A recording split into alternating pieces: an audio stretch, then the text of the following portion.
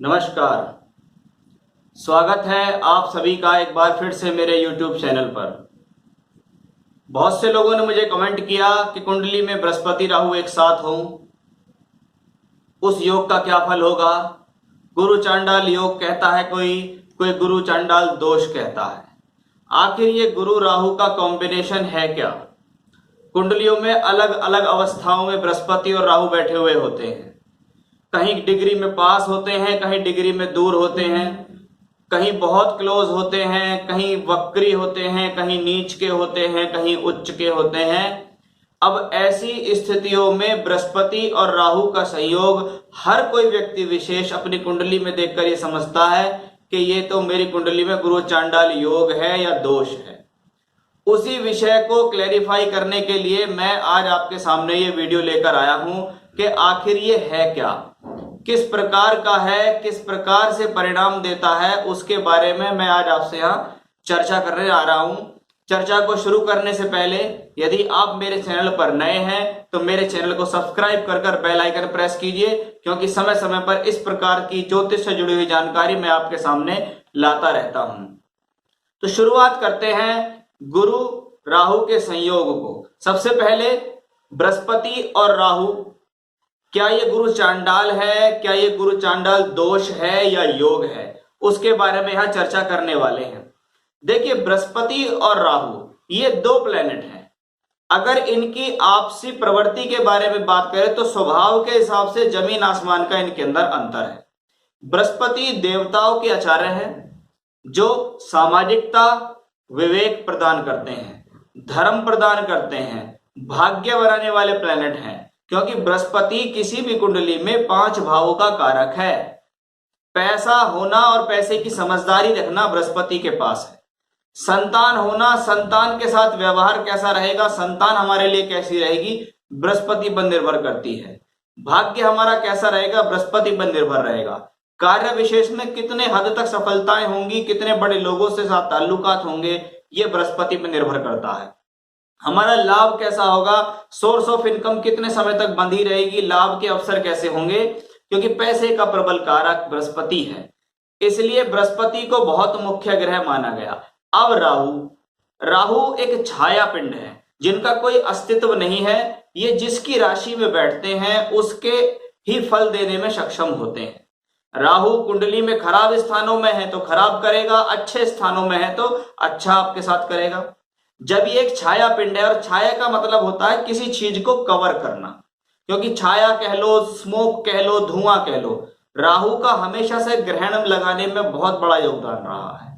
राहु और केतु जब जब ब्रह्मांड में ग्रहण लगता है तो ग्रहण लगाते हैं ये सूर्य और चंद्रमा पर। उसके अतिरिक्त ये अन्य ग्रहों के साथ भी अगर कुंडली में हो तो उन पर ग्रहण जैसा प्रभाव देने में सक्षम है। अब कुंडली में बृहस्पति राहु एक साथ हो या बृहस्पति केतु एक साथ हो, इसको सबसे पहले देखिए, शास्त्र में इसको लिखा गया है गुरु राहु का योग, कि बृहस्पति राहु का योग। पहली बात तो ये। उसके बाद आया, इसको नए तरीके से लोगों ने बताया गुरु चांडाल योग। चांडाल योग और चांडाल दोष, इसमें कोई ज्यादा बड़ा फर्क नहीं है, इसको लोगों ने थोड़ा सा बिगाड़ दिया है। मैं तो इसको एक ही तरीके से मानूंगा कि भाई ये गुरु राहु का तो योग है और गुरु चांडाल दोष है। गुरु राहु का योग नॉर्मली किसी भी कुंडली के अंदर अगर बृहस्पति और राहु एक साथ बैठे हुए हैं तो ये गुरु राहु का योग है। हर किसी की कुंडली में अगर कहीं भी गुरु राहु बैठे हैं तो आप मान सकते हैं गुरु राहु का योग आपके साथ बना हुआ है, क्योंकि योग का मतलब होता है दो ग्रह एक साथ बैठ जाएं। योग मतलब युग्म, युग्म मतलब जोड़ा, चाहे वो चंद्र मंगल हो, चाहे शुक्र शनि हो, चाहे बुध सूर्य हो, ऐसे ही गुरु और राहु। तो ये तो हुआ योग। अब ये दोष में कब परिवर्तित होता है? ऐसा कहा जाता है कि जब दो ग्रह एक साथ हो, जैसे बृहस्पति और राहु एक साथ है, बृहस्पति राहु जब एक साथ किसी कुंडली में बैठे हो तो उनकी डिग्री को चेक करो। अगर उस डिग्री का फासला 18 डिग्री से कम है तो वो राहु उस बृहस्पति पर ग्रहण लगाने में सक्षम होगा। एक बात। दूसरा, अब ये डिग्री का कॉम्बिनेशन यदि बहुत अधिक क्लोज है, अधिक क्लोज दोनों में 1 नवांश का अंतर हो, यानी 3 डिग्री 20 मिनट का। यदि 18 डिग्री का कम है, मान लो 5 डिग्री का बृहस्पति है और 20 डिग्री का राहु है। तो बृहस्पति चलता है सीधा, राहु चलता है उल्टा, यानी राहु और बृहस्पति दोनों एक दूसरे के करीब जा रहे हैं। और 18 डिग्री से कम का फासला गुरु चांडाल दोष। पहला, ये गुरु चांडाल दोष और अत्यधिक प्रबल हो जाएगा जब इनके बीच में 3 डिग्री 20 मिनट का फासला हो, यानी 1 नवांश का।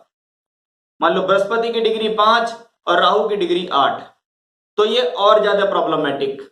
और उससे भी ज्यादा खतरनाक ये है जब ये 1 डिग्री के अंतर में हो, यानी बृहस्पति की 5 डिग्री और राहु की 6 डिग्री, दोनों एक दूसरे की तरफ मूवमेंट कर रहे हैं। बृहस्पति सीधा जा रहा है, राहु उसकी तरफ वक्री होकर जा रहा है। अब ऐसी परिस्थितियों में विषम विषम तरीके से लोगों को परिणाम प्राप्त होते हैं। जब बृहस्पति राहु एक साथ हो तो इसको कहा जाता है एक शुभ ग्रह और एक अशुभ ग्रह एक साथ कुंडली में बैठे हुए हैं। एक की प्रवृत्ति तामसिक है, एक की प्रवृत्ति बिल्कुल सात्विक है। बृहस्पति देव सात्विक प्रवृत्ति के हैं, राहु तामसिक प्रवृत्ति का है। राहु यहां बृहस्पति को चाहता है कि वो गलत कार्य के लिए उसे प्रेरित करे, साथ ही साथ उस पर ग्रहण लगाना चाहता है, उसकी मति को भ्रम करना चाहता है। अब यही अगर दोष में आ जाए कि भी 18 डिग्री से कम है या 1 नवांश कम की दूरी है, तो बृहस्पति विवेक के कारक होते हैं। अगर ये बृहस्पति राहु के साथ बहुत क्लोज डिग्री पर पहुंच रहा है, चाहे वो 1 नवांश की दूरी पर हो, 3 डिग्री 20 मिनट या 1 डिग्री के अंतराल पे हो, तो ये व्यक्ति के विवेक को शून्य करेगा। अब राहु और बृहस्पति का इस प्रकार का कंट्रोल या इस प्रकार का संयोग जो डिग्रिकली बहुत कम होता है, सबसे पहले विवेक और समझदारी को खत्म कर देगा। व्यक्ति बात करेगा समाज से हटके, हिंदुस्तान की संस्कृति में रह के बात करेगा दूर की। वहां तो ऐसा होता है, यहां तो ऐसा नहीं होता।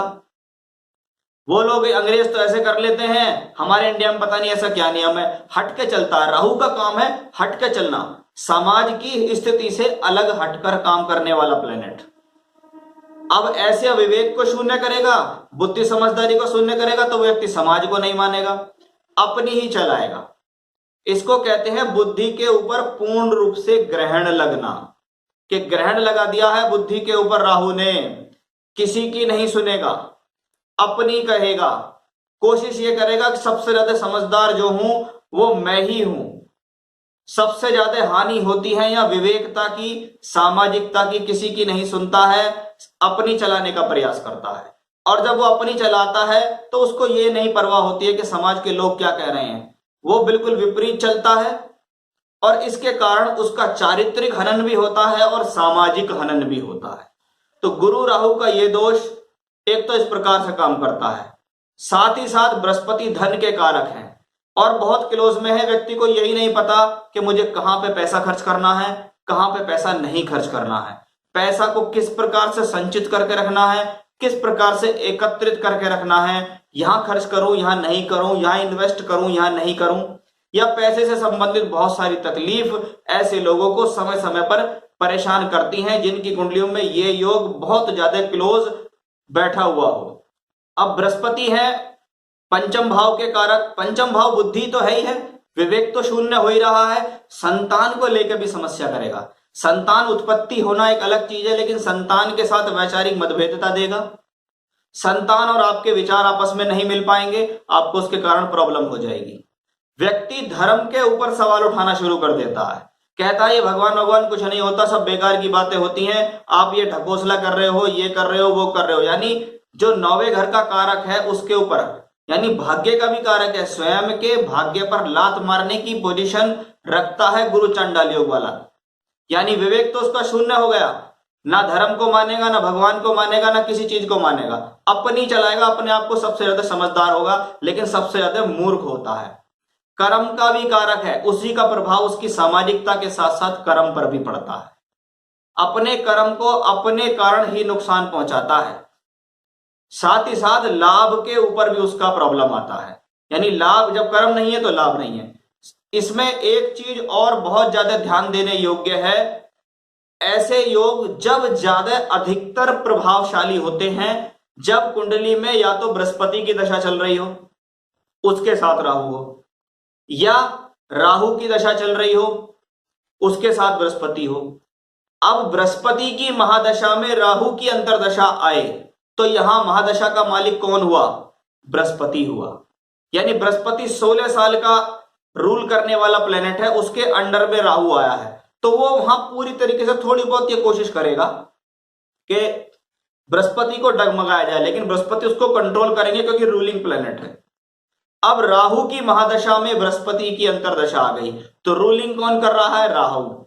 अब बृहस्पति उसके अंडर में आ गया, तो राहु कहेगा शराब पियो, महफिलों में जाओ, नॉनवेज खाओ, और वो बृहस्पति को खाने पड़ेंगे क्योंकि वो उसकी रूलिंग में है। इसमें अगर बृहस्पति कुंडली के 6, 8, 12 भावों में बैठा हुआ हो, शत्रु राशि में हो, नीच का हो, तो व्यक्ति गलत कार्यों से पैसा कमाने की तरफ इंडिकेशन होता है उसका। वो चाहता है पैसा आना चाहिए कैसे भी आए, सामाजिकता बिल्कुल नील, समाज से डर नहीं लगता, बेइज्जती से डर नहीं लगता है, चाहे गलत धंधों से पैसा कमाए, क्योंकि बृहस्पति धन का कारक है। गलत कामों से पैसा कमाने की तरफ आकर्षित होता रहेगा, सारे गलत काम करेगा, तुम उसको कितना भी समझा लो लेकिन उसके सब चीज समझ से बाहर है। तो ऐसी स्थिति आती है जब बृहस्पति 6, 8, 12 में हो, शत्रु राशि में हो, खराब ग्रहों से पीड़ित और राहु उसके साथ हो, और उसको अगर क्लोज कर दे, तो मैंने बहुत लोग देखे हैं जो राहु में बृहस्पति और बृहस्पति में राहु हो, उनका 2.5 से 3 साल का पीरियड, उनके घर वाले उनसे बहुत परेशान कि हमारा बच्चा ना किसी की सुनता है, गलत कार्यों में लिप्त है, गलत तरीके के ऐब उसके अंदर आ गए हैं, पैसे को कुछ समझता नहीं, सामाजिकता को कुछ नहीं समझता। अब ऐसी स्थिति अगर कुंडलियों में हो तो आप चेक कर लेना कि आपकी कुंडली में किस प्रकार का योग है और दोष है, अगर उनकी दशा आने वाली हो तो अभी से समझदार हो जाना। अब बात करता हूं मैं इसके उपाय की। देखिए उपाय में क्या है, उपाय बृहस्पति को कोई भी प्रॉब्लम नहीं है यहां, क्योंकि बृहस्पति एक सात्विक ग्रह है। प्रॉब्लम करने वाला प्लेनेट है राहु, क्योंकि वो उसको दबाव दे रहा है, वो उसके ऊपर ब्लैक कलर का आवरण बना रहा है, छाया दे रहा है, ग्रहण दे रहा है। अब ऐसे राहु के लिए शास्त्र में अलग अलग पूजा दी है। कोई राहु के लिए कहता है काल भैरव अष्टकम कर लो, कोई राहु के लिए कहता है गणेश जी की पूजा कर लो, कोई कहता है माता सरस्वती की पूजा करो, कोई कहता है देवी की पूजा करो, कोई कहता है भगवान शिव की पूजा करो। सभी शास्त्रों में इसके बारे में अलग अलग लिखा है, लेकिन ये सारी पूजाएं अपनी जगह ठीक है। इसमें व्यक्ति को किसी एक चीज पर जरूर लागू रहना पड़ेगा। मेरे विचार में आप अगर करो तो भगवान शिव की पूजा करो।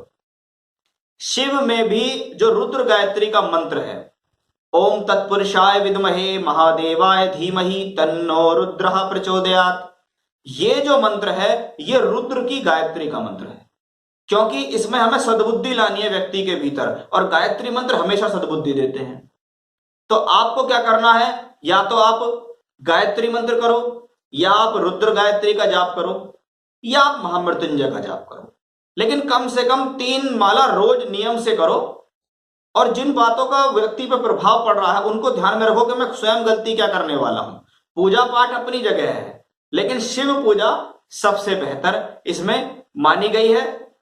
पूजा बहुत सारी है, उन सभी का प्रभाव पड़ता है, लेकिन मेरे एक्सपीरियंस में मैंने जाना है कि शिव पूजा बढ़िया है। शिवलिंग पर स्नान कराओ, रुद्राभिषेक कराओ, शिवालयों के दर्शन करो, भगवान शिव के स्थानों के दर्शन करो, उन्हीं से आपका कोई ना कोई भला होगा। तो ये था मेरा आज का विषय कि बृहस्पति राहु गुरु चांडाल योग या दोष आखिर है क्या, इसके क्या प्रभाव आपकी कुंडली के अंदर देखे जाते हैं। आप अपने कुंडलियों में जाकर इसको चेक कर सकते हैं, और दशा आने वाली हो तो उससे खबरदार हो जाइएगा। तो फिर से नए विषय के साथ आपके सामने हाजिर होऊंगा, तब तक के लिए बने रहिएगा मेरे साथ। नमस्कार।